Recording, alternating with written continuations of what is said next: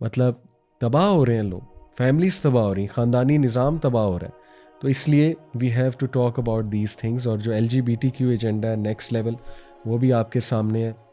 Porn की जो categories हैं उसको देख देख के जो हमारे लड़कों की जहनीत तबाह हो चुकी है। और अल्लाह माफ़ करे, जिस नज़र से औरत को वो देखते हैं, जिस नज़र से औरत को दिखाया जाता है पॉर्न में, और जिस तरह एक बंदा सेक्सुअलाइज करके अब औरत को देख रहा है। और यकीन करें कि बॉलीवुड मूवीज़, हॉलीवुड मूवीज़ में भी अब लव को बहुत सेक्सुअलाइज करके दिखाया जाता है। पहले ऐसा नहीं था, ठीक है, ये आपने भी नोट किया होगा। स्पेशली जो मिलेनियल्स मेरी इस वक्त जो है वो बात सुन रहे हैं, they will acknowledge these things. तो इसलिए लोग तंग हैं, लोगों को सलूशंस चाहिए। मज़ीद मैं इस पर थोड़ा सा, अगर आपको साइकोलॉजिकल डिसऑर्डर्स की बात करूं, साइकोलॉजिकल डिसऑर्डर्स क्या हैं, तो उसमें पैराफिलिक डिसऑर्डर्स भी कहते हैं इनको, ठीक है। ये जो साइकोसेक्सुअल डिसऑर्डर्स हैं, पूरी एक लिस्ट है DSM-5 में। मैंने आपको बताया इसमें बहुत ही गंदे और अजीब व गरीब किस्म के डिसऑर्डर्स हैं, जिसमें एक डिसऑर्डर है वोयरिस्टिक डिसऑर्डर, जो कि क्या होता है कि इसमें एक इंसान इस लेवल पे तबाही की तरफ चला जाता है कि वो सेक्सुअल प्लेजर डिराइव करता है फ्रॉम ऑब्जर्विंग न्यूडिटी और सेक्सुअल एक्टिविटी ऑफ अदर्स, अल्लाह माफ़ करे। और इसमें पॉर्न एडिक्ट्स शामिल हैं। और ये इस लेवल का डिसऑर्डर बन जाता है कि उस बंदे को प्लेजर आता ही नहीं, सेक्सुअल डिज़ायर आती ही नहीं है जब तक वो चीज़ ना देख ले किसी और को मामला करता हुआ, अल्लाह माफ़ करे। और मैं बहुत खुल के बात कर रहा हूँ, क्योंकि अब ये वो सवालात नहीं हैं जो मैं समझता हूँ कि बंद कमरे में डिस्कस हो। ये बढ़ रहा है और सवालात हमें आते हैं और शादियाँ टूट रही हैं, तबाही मची हुई है हर जगह पे। तो इसलिए मैं समझता हूँ कि ये चीज़ें पता होनी चाहिए ताकि इनका सलूशन भी तलाश किया जाए। उसके बाद जो है वो फिर एक और डिसऑर्डर है, एग्जिबिशनिस्ट डिसऑर्डर। उसमें जो है वो एक बंदा, और ये सेक्सटिंग, एक्सेसिव सेक्सटिंग, अल्लाह माफ़ करे, जिसको लत लग जाए, वो फिर एग्जिबिशनिस्ट डिसऑर्डर होता है कि the person wants to show themselves, और उन्हें डिज़ायर तभी भड़कती है, प्लेजर तभी आता है जब वो ये करें। और ये इस लेवल पे डिसऑर्डर इंसान को ले जाता है कि इतनी गंदी हरकतें लोग करते हैं फिर, यानी लिटरली रिलीजियस सिंबल्स को लेके लोग जो है ना अपने जिस्मों पे लिख के। तो ये तो बहुत, मैं इस पर मतलब मज़ीद बात नहीं करना चाहता, लेकिन आप समझ गए होंगे कि ये किस लेवल का गंदा जो है ना वो डिसऑर्डर है।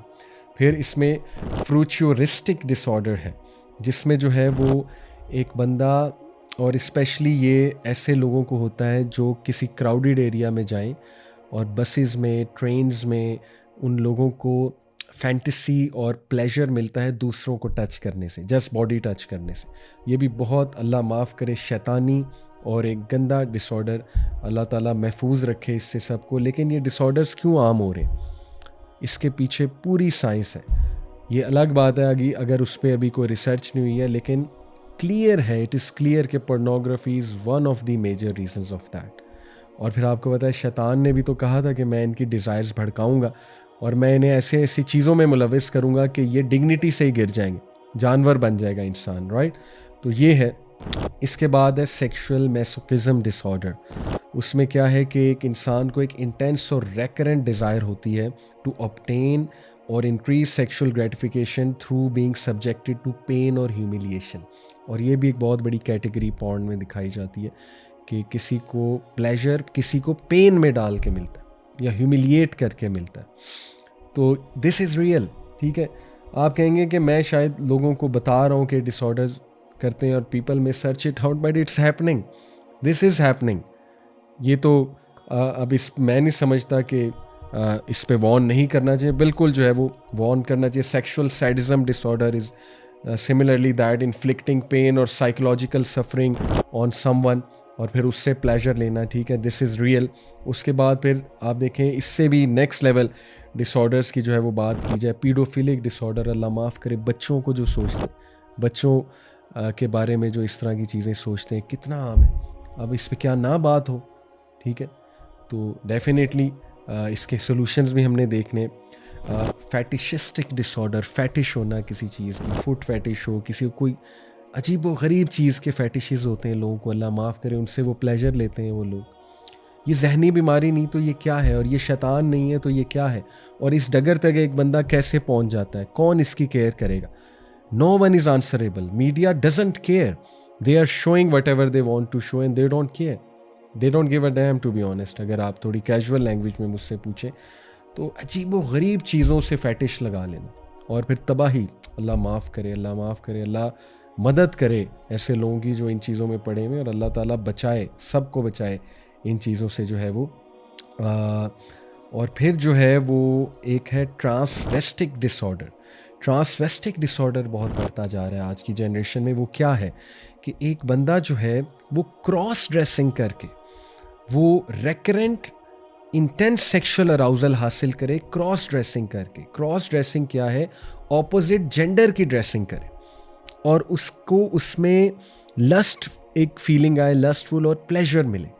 यानी लड़का है तो वो लिपस्टिक लगाए, मेकअप करे और क्रॉस ड्रेसिंग करे, यानी कि जो क्लोथ्स ऑपोजिट जेंडर के उन्हें पहने। और same goes for the female, लेकिन ये ज़्यादा लड़कों में और ये कितना बढ़ता जा रहा है। और इसको वेस्ट में जो लेफ्ट विंग है, जो लिबरल्स हैं, वो इसको कहते हैं it's natural, it's perfectly all right, you have the right to express yourself as you feel और you have the right to be who you want to be. यानी disorder को कहा जा रहा है कि ये बिल्कुल ठीक चीज़ है, तो ये दिमाग नहीं ख़राब हुए तो क्या हुआ है, आप खुद सोचें। तो अल्लाह माफ़ करे, अल्लाह ताला बचाए। और इसके अलावा भी बहुत से डिसऑर्डर्स हैं, लेकिन ये कि हम यहीं पे रोकते हैं, वरना मुझे तो डिप्रेशन हो रही है, अल्लाह माफ़ करे। लेकिन अल्लाह ताला जो है हमें बचाए शैतान से। बहरहाल मायूसी कभी कभी हो तो जाती है जब हम देखते हैं कि किस लेवल पे ये चीज़ें बढ़ रही हैं, और अभी तो और बढ़ेंगी। जंग जारी है, हक और बातिल की जंग रहेगी, शैतान भी लगा हुआ है, लेकिन हमें भी इंशाल्लाह ये कॉन्फिडेंस होना चाहिए कि अल्लाह सुब्हानहू व तआला हमारे साथ है और हमारे नबी सल्लल्लाहु अलैहि वसल्लम की टीचिंग्स हैं। इस्लाम इज़ द सॉल्यूशन और स्पिरिचुअलिटी इज़ द सॉल्यूशन, और इंशाल्लाह और भी बहुत से सॉल्यूशंस पे इंशाल्लाह आज हम बात करेंगे। So definitely let's come to इंशाल्लाह ताला सॉल्यूशंस। और जैसे मैंने एक और बात की, बस ये पहली जो मैं डराना चाह रहा था पहले और तमहीद बांधना चाह रहा था कि बहुत सीरियस चीज़ें हैं, तो मैंने जो पहली बात की कि हर घर में आग लगी हुई है, और मुझे दुख होता है जब लोग जो है ना, उनसे पूछा जाए कि क्या इस वक्त जो है वो हालात ठीक हैं, तो लोग कहते हैं yes everything is fine, youth is fine, youth is happy, youth को अपॉर्चुनिटीज़ मिल रही हैं। ठीक है, अभी अपॉर्चुनिटीज़ मिल रही हैं, हम बहुत सी चीज़ों में बेहतर भी हो रहे होंगे, लेकिन who will talk about the ईमान ऑफ यूथ? ईमान पे कौन बात करेगा? ईमान तो ख़राब हो रहा है लोगों का। Deep down inside they are sad, they are depressed. और आग लगने से मुराद ये घर घर जो है ये बुराइयां पहुंच चुकी हैं। तो आप देखें, ईडी की बात की, इरेक्टाइल डिसफंक्शन, टेस्टोस्टेरोन लेवल बहुत गिर चुका है जो मेन का है। एक्स्ट्रा मैरिटल अफेयर्स कितने बढ़ चुके हैं। people are stuck in lots of affairs, multiple affairs. People are being blackmailed. People are involved in psychological disorders. People have so many fetishes and strange fetishes. People are involved in so many addictions, and our youth are having doubts because of desires, because lust leads to doubts, that is shahwat lead to shubuhat, and they are on the verge of leaving Islam. They want to adopt atheism because atheism is all about fulfilling your pleasure. They don't want to have any limits to them. Universities में वो परेशान है, वो कहते हैं हम करें क्या। मैं आपको अल्फाज कोट कर रहा हूँ, ठीक है ना। यूथ लिटरली इस तरह आके बताती है, अल्फाज कोट कर रहा हूँ कि हम क्लासरूम में एंटर हुए हैं, हम सीट पर पीछे बैठे हैं, आगे कोई खातून बैठी हुई है, सब कुछ नज़र आ रहा है। ये मैं अल्फाज कोट कर रहा हूँ, मैं मजबूर हो गया उनके वो अल्फाज कोट करने में। इसका ये हरगिज़ मतलब नहीं है कि वुमेन को जो है ना वो हम डिग्रेड कर रहे हैं या डीमोनाइज कर रहे हैं। जो सच है वो सच है। इस तरह के अल्फाज यूथ आके बोलते हैं, राइट। तो इसका ये मतलब हरगिज़ नहीं है कि जस्ट बिकॉज कोई women is dressed in a awkward manner तो you start looking at her और you take it as an excuse कि अब तो देखना है। मेन पे भी जिम्मेदारी है टू लोअर देयर गेज, लेकिन वो खुद कहते हैं कि हम करें क्या, कितनी गेज लोअर करें, क्या कोई जिम्मेदारी नहीं है ऑपोजिट जेंडर की, अल्लाह माफ़ करे, क्या फीमेल्स की जिम्मेदारी कोई नहीं है। तो ये तबाहियाँ मची हुई हैं और धमाके हो रहे हैं। तो बहरहाल अब हम जो है वो आते हैं सॉल्यूशंस की तरफ इंशाल्लाह क्विकली। सबसे पहले अगर आप मुझसे एक लाइन में सॉल्यूशन पूछें कि सेक्सुअल डिज़ायर्स को गाइड करने के लिए इस्लाम की क्या गाइडलाइन है, तो इसमें 2 चीज़ें आती हैं। नंबर 1, हर इंसान को अल्लाह ने एक विल पावर रिजर्वायर दिया है और एक स्पिरिचुअल रिजर्वायर दिया है। रिजर्वायर से मुराद है जैसे कि एक वाटर टैंक एक रिजर्वायर है। जब वो वाटर टैंक फुल होगा तो वो अपनी पूरी कैपेसिटी पे वर्क करेगा। जब वो वाटर टैंक ऑब्वियसली कम होगा, हाफ होगा, तो रिजर्वायर जो है वो वीक है।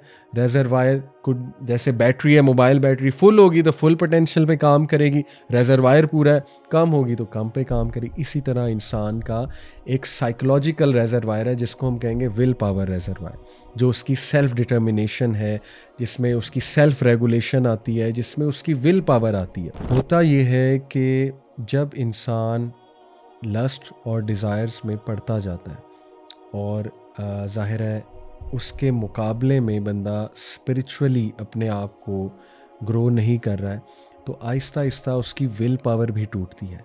उसकी जो सकत है, टॉलरेंस लेवल है किसी भी चीज़ के हवाले से फ़ाइट करने का, किसी भी चीज़ को लेके वो कम होता जाता है।